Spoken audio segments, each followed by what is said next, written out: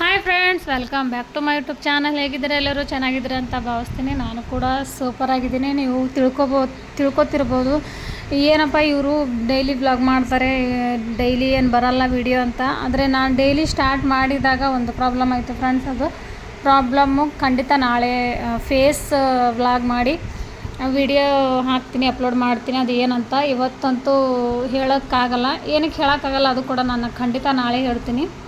ಬನ್ನಿ, ಇವತ್ತು ಮೊನ್ನೆ ಅಂದ್ರೂ ಹೋದ ವಾರ ನಾನು ಉಲ್ಲನಿಂದ ಪಾವಡ್ ಮಾಡೋದು ಅರ್ಧಕ್ಕೆ ನಿಲ್ಲಿಸಿದ್ದೀನಲ್ಲ, ಅದು ಅರ್ಧಕ್ಕೆ ನಿಲ್ಲಿಸಿರೋದು ಸ್ಟಾರ್ಟಿಂಗ್ ಅಂದರೆ ಮುಂದಕ್ಕೆ ಹೇಗೆ ತೊಗೊಂಡು ಹೋಗೋದು ಅಂತ ನೋಡಿ. ಇವಾಗ ನಾನು ಈಗ ಹೇಳಿದ್ನಲ್ಲ ಫ್ರೆಂಡ್ಸ್, ಎಷ್ಟು 16 ಅಥವಾ ನಿಮ್ಮ ಇಷ್ಟ ಪ್ರಕಾರ ದೊಡ್ಡದು ಬೇಕು ಪಾವಡ್ ಅಂದರೆ ದೊಡ್ಡ ಸಂಕಳಿ ಜಾಸ್ತಿನೇ ಆ್ಯಡ್ ಮಾಡ್ಕೋಬೋದು. ನಾನು ಅಷ್ಟೇನು ದೊಡ್ಡದು ಬೇಡ ಅಂದ್ಬಿಟ್ಟು 14 ಸಂಕಳಿದು ಪಾವಡ್ ಮಾಡ್ತಾಯಿದ್ದೀನಿ ನೋಡಿ. ನಾನು ಯಾವ ರೀತಿ ಹಾಕ್ತೀನಿ ಅಂತ ನೋಡ್ಕೊಳ್ಳಿ. ಕೆಲವೊಬ್ಬರಿಗೆ ಅರ್ಥ ಆಗಿಲ್ಲ ಅಂದರೆ ನನಗೆ ಕಮೆಂಟ್ ಬಾಕ್ಸಲ್ಲಿ ತಿಳಿಸಿ, ಖಂಡಿತ ಅರ್ಥ ಆಗಂಗೆ ಹೇಳ್ತೀನಿ ನಾನು. ಇವಾಗ ನೋಡಿ ಫ್ರೆಂಡ್ಸ್, ಇವಾಗ ನಾನು 14 ಸಂಕಳಿ ತೊಗೊಂಡಿದ್ದೀನಿ.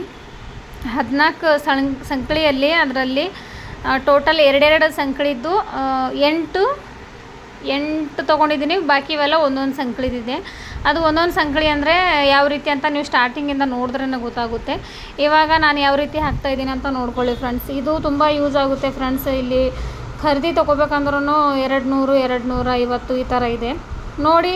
ಇಷ್ಟ ಇದ್ದವರು ನನಗೆ ಕಮೆಂಟ್ ಹಾಕಿ, ಖಂಡಿತ ನಾನು ತಿಳಿಯೋ ಹಾಗೆ ರಿಟರ್ನ್ ನಿಮಗೋಸ್ಕರ ಹೇಳ್ಕೊಡ್ತೀನಿ. ನಾನು ಯಾವ ರೀತಿ ಇವಾಗ ಮುಂದುವರಿಸ್ತೀನಂತ ನೀವೇ ನೋಡಿ ಫ್ರೆಂಡ್ಸ್. ಇವಾಗ ಹಾಗೆ ಇನ್ನೊಂದು ಫ್ರೆಂಡ್ಸ್, ಹೊಸದಾಗಿ ಯಾರೆಲ್ಲ ನೋಡ್ತಾ ಇದ್ದೀರಾ, ಲೈಕ್, ಶೇರ್, ಸಬ್ಸ್ಕ್ರೈಬ್ ಮಾಡೋದು ಮಾತ್ರ ಮರಿಬೇಡಿ. ಇನ್ನೂ ಹೆಚ್ಚು ಜನಕ್ಕೆ ಶೇರ್ ಮಾಡಿ ಅಂತ ನಾನು ಕೇಳ್ಕೊತೀನಿ. ಪೂರ್ತಿ ವಿಡಿಯೋ ನೋಡಿ, ಅರ್ಥ ಆಗುತ್ತೆ.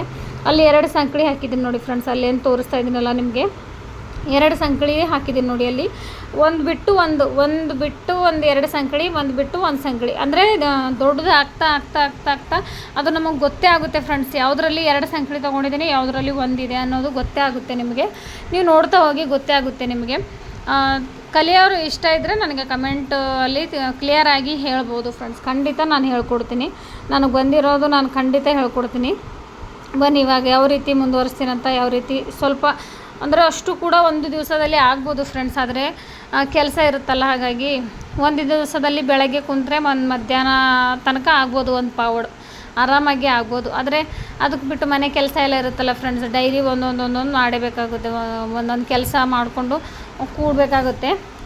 ನಮಗೆ ಕೈಗೆ ಅದು ಏನು ಉಣಲಿದೆಯಲ್ಲ ಫ್ರೆಂಡ್ಸ್, ಅದು ಚೆನ್ನಾಗಿ ಸುತ್ಕೋಬೇಕು.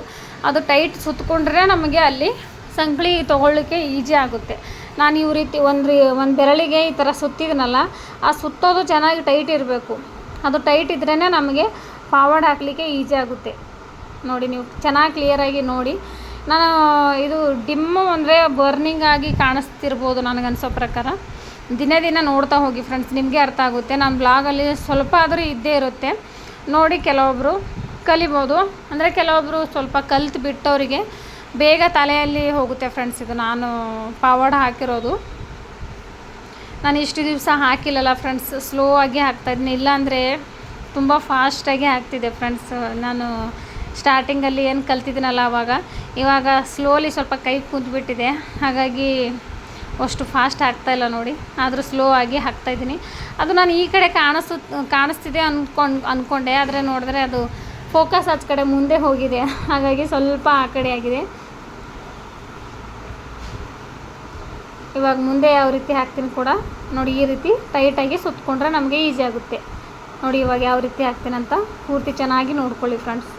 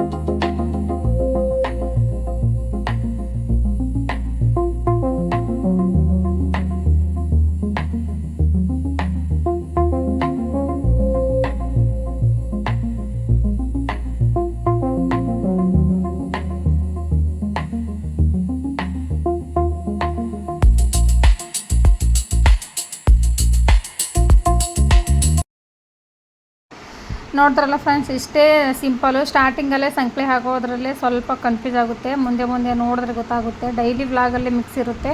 ಇವಾಗ ಇಲ್ಲಿಗೆ ಎಂಡ್ ಮಾಡ್ತೀನಿ ಫ್ರೆಂಡ್ಸ್. ಇವಾಗ ಸಾಕು, ತುಂಬ ಲೆಂತ್ ಆಗುತ್ತೆ. ಜಾಸ್ತಿ ಅಂದರೆ ಒಂದು ಅರ್ಧ ಗಂಟೆದಾದರೆ ಜಾಸ್ತಿ ಲೆಂತ್ ಆಗುತ್ತೆ, ಅಪ್ಲೋಡ್ ಆಗೋದು ಕಷ್ಟ ಆಗುತ್ತೆ. ನೋಡಿ ಇಷ್ಟೇ ಸಿಂಪಲು. ಇವಾಗ ಮುಂದೆ ಮುಂದೆ ದೊಡ್ಡ ಪವಾಡ ಆಗೋವರೆಗೂ ನಾನು ಶೇರ್ ಮಾಡ್ತಾ ಇರ್ತೀನಿ, ನೋಡಿ ಸಪೋರ್ಟ್ ಮಾಡಿ. ಎಷ್ಟು ಚೆನ್ನಾಗಿ ಕಾಣಿಸ್ತಾ ಇದೆ ನೋಡಿ ಫ್ರೆಂಡ್ಸ್. ಇವಾಗ ಡೈಲಿ ನೋಡ್ತಾ ಹೋಗಿ ಅಪ್ಲೋಡ್ ಮಾಡ್ತಾ ಇರ್ತೀನಿ ಫ್ರೆಂಡ್ಸ್. ಬಾಯ್ ಎಲ್ಲರಿಗೂ.